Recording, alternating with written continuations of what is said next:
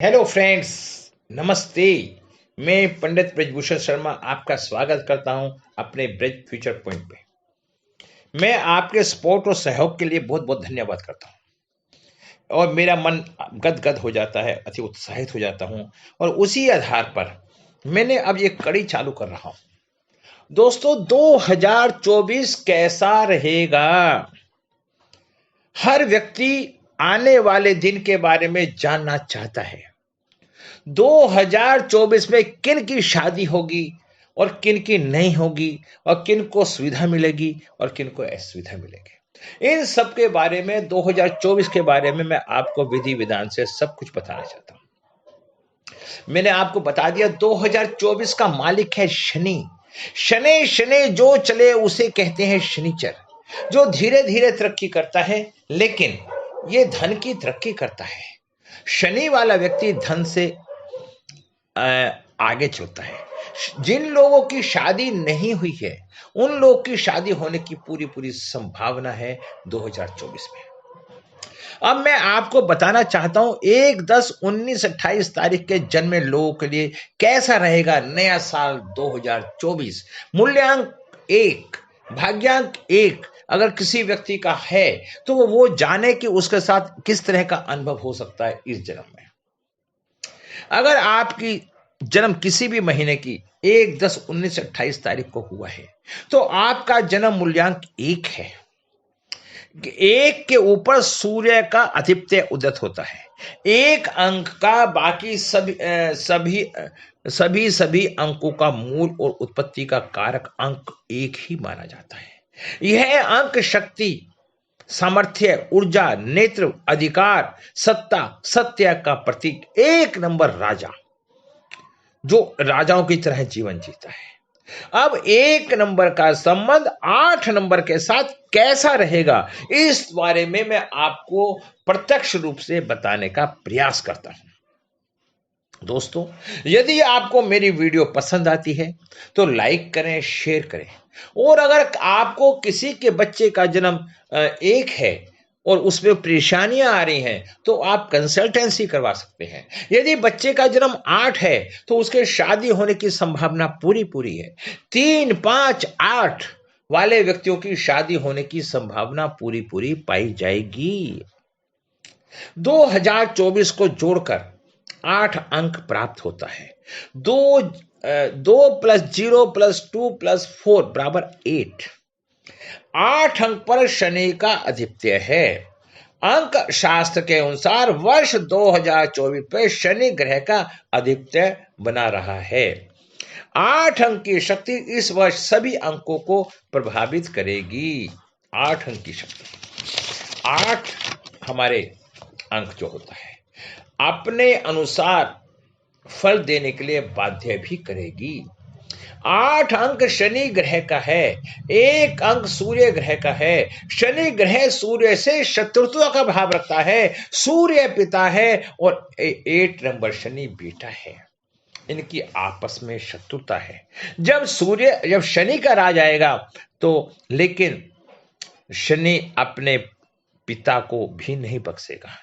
पिता अपने पुत्र को बख्श लेता है लेकिन शनि का जब समय आएगा तो अपने पिता को भी नहीं बख्शेगा। इसलिए इस वर्ष 1 मूल्यांक वालों को शनि के नकारात्मक प्रभाव अधिक देखने को मिलेंगे। दोस्तों, वीडियो को सुनो, समझो, जानो, पहचानो, फिर उसका अध्ययन करो। अब आर्थिक क्षेत्र, आर्थिक दृष्टिकोण से यह वर्ष आपके लिए चुनौतियां तेवर लेकर आ रहा है। आय पर भारी व्यय का दबाव बना रहेगा। अगर 1 नंबर वालों को प्रेशर रहेगा, इनकम कम होगी, खर्चे ज्यादा होंगे। धन प्राप्ति में बाधा पहुंचाने का कार्य करेगा। उधारी में पैसे देने से बचें। 1 नंबर मूल्यांक वाले उधारी का पैसा ना दें। जो नंबर 8 नंबर का शत्रु है वो ये बातें उन सब पे लागू होती हैं। कर्जा लेकर किसी जगह निवेश करने से इस वर्ष बचें। बात करेंगे कैरियर और व्यवसाय की। कैरियर, नौकरी, पैसा, लोगों के लिए यह वर्ष असहजता और असंतुष्टि लेकर आ रहा है। आपके कार्यों में जाने वाले कुछ बड़े कार्य शनि प्रभाव से लटक जाएंगे, जिसके चलते आप परेशान रहेंगे। व्यवसाय को भी यह वर्ष प्रतिकूल प्रभाव देने वाला है, क्योंकि एक नंबर का शत्रु है, तो उसके हर कार्य के अंदर थोड़ी थोड़ी कुछ ना कुछ परेशानियां तो देगा ही देगा। व्यवसाय को भी यह वर्ष प्रतिकूल प्रभाव देने वाला साबित हुआ। अनुकूल नहीं, प्रतिकूल। इस वर्ष मन चाहे नतीजे नहीं मिलेंगे। इस समय जो हाथ में है उसे से भी बचाकर रखने का प्रयास करें। लोहे, तेल और मशीनरी में नए निवेश से बचें। पारिवारिक संबंध, परिवार क्या दृष्टिकोण से मिले जुले फल मिलेंगे। इस समय आपको गुस्से में आकर किसी भी पारिवारिक सदस्य नहीं उलझना। शनि का प्रभाव पारिवारिक संबंधों को बिगाड़कर दूरी बढ़ाने का कार्य कर सकता है। इस वर्ष शनि के दिन पूरे परिवार के साथ लंबी यात्रा पर भी ना मिले या ना जाए। पैतृक संपत्ति को लेकर कोई विवाद तुल पकड़ सकता है। इस वर्ष परिवार से में पूजा अनुष्ठान और विवाह योग बनेगा।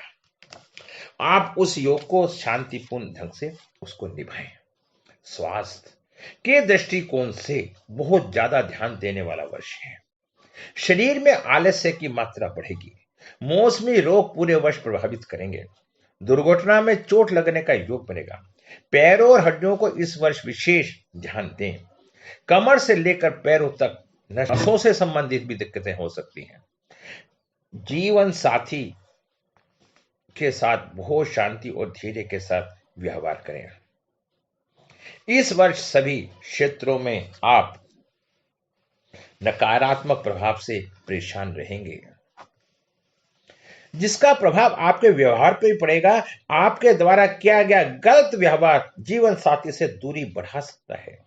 यदि आपका जीवन साथी 1 या 9 मूल्यांक वाला है, तो आपको अपने व्यवहार पर बहुत अधिक ध्यान रखने की जरूरत है।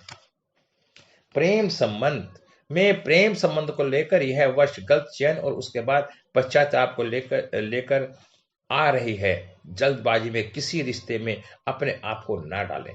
प्रेम संबंधों को लेकर किसी समस्या में फंसा जाए तो किसी बड़े की सहायता लें। शिक्षा, विद्यार्थियों को स्वास्थ्य इस वर्ष थोड़ा ठीक नहीं रहेगा और इसका मुख्य कारण आलस भी होगा। जो बच्चे विदेश में जाकर पढ़ने का मन बनाने बैठे हैं, उन्हें थोड़ा और इंतजार करना पड़ सकता है। परीक्षा में उसे अच्छे परिणाम प्राप्त करने हैं तो रात्रि में ज्यादा देर तक ना जागे, सुबह जल्दी उठकर सूर्य को अर्घ्य दें। क्योंकि 1 नंबर और 8 नंबर की सूत्रता है, तो 8 नंबर विदेश जाने का योग बनता है, लेकिन 1 नंबर मतभेद होने के कारण 1 वाले को विदेश जाने की में असफलता आएगी और 8 नंबर वालों को विदेश जाना अच्छा होगा। दोस्तों, यदि आप अपने कुंडली दिखवाना चाहते हैं, आपका बच्चा विदेश जा रहा है, तब भी आप मुझसे संपर्क कर सकते हैं। अगर आपकी बेटी की शादी नहीं हो रही है, यदि आपके बच्चे के प्रेगनेंसी का समय आ रहा है, तो आप इन सब स्थितियों में मुझसे संपर्क कर सकते हैं। अब मैं बताना चाहता हूं ज्योतिषी उपाय। मूल्यांक 1 वालों को क्या क्या उपाय करने चाहिए इस वर्ष।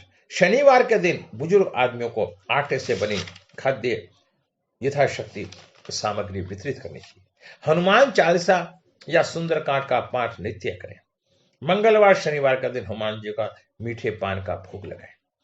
नशा एवं मांसाहार करने से बचें। घर में बड़े बुढ़ों का सम्मान करें।